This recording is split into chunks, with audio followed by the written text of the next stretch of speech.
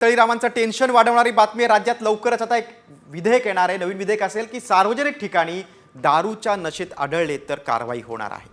पहिल्या अपराधाबद्दल 9 वर्ष सक्त मजुरीची शिक्षा तर 10,000 रुपये दंड ठोठावला जाईल। दुसऱ्या वेळेला सापडले तर 1.5 वर्षांची सक्त मजुरी आणि 20,000 रुपये दंड ठोठावला जाईल।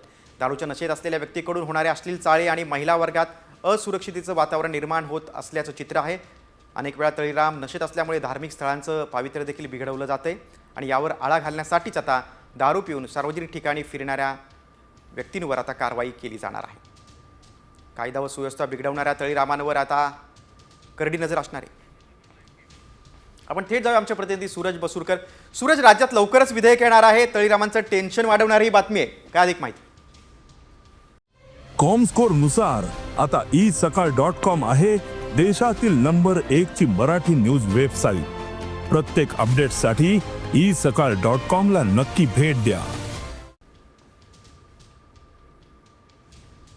मग हे जे विधेयक आहे ते तळीरामाचं टेन्शन वाढवणारी बातमी आहे। कारण महाराष्ट्र दारूबंदी अधिनियम 1949 यात सुधारणा संबंधित एक विधेयक मांडलं जाणार आहे आणि आजची एक बातमी देखील आता आलेली आहे की विधेयक मांडलं गेलेलं आहे। हे मुख्य म्हणजे यामध्ये सार्वजनिक ठिकाणी जर का आपण एखाद्या ठिकाणी दारू पिऊन सार्वजनिक ठिकाणी गेलो तर आणि अशा सार्वजनिक ठिकाणी नशेतमध्ये कुठलाही तळीराम आढळला तर त्याच्यावरती कारवाई होणार आहे। कारण ही तसंच आहे की अनेक ठिकाणी हे जे तळीराम आहेत ते दारूच्या नशेमध्ये सार्वजनिक ठिकाणी बेशिस्त वर्णन करतात, अश्लील चाळे करतात, तसेच जे धर्माचं कुठलंही मंदिर असेल किंवा काय असेल या ठिकाणी देखील बेशिस्त वर्णन करतात आणि त्याचमुळे कुठेतरी हे या सर्व गोष्टी ज्या आहेत त्यामुळे या तळीरामावरती कारवाई करण्यासाठी या सर्व गोष्टींना आळा बसण्यासाठी जे महाराष्ट्र शासन आहे ते आता या लोकांवरती करडी नजर ठेवणार आहे आणि या अशा लोकांवरती कारवाई देखील करणार आहे। त्यासाठी काही नियम देखील काही कायदे देखील करण्यात येणार आहे। तर पहिल्या वेळी जर का असं सापडलं तर त्यामध्ये जे 1 वर्षाची सक्त मजुरी असेल तसेच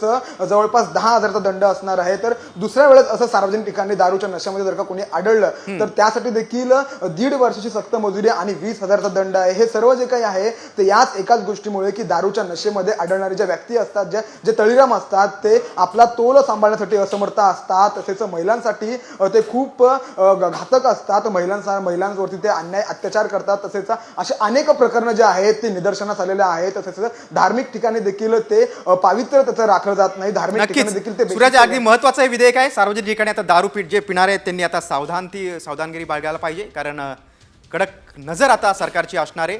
मोठा दंड आणि शिक्षेची तरतूद या विधेयकात असणार आहे।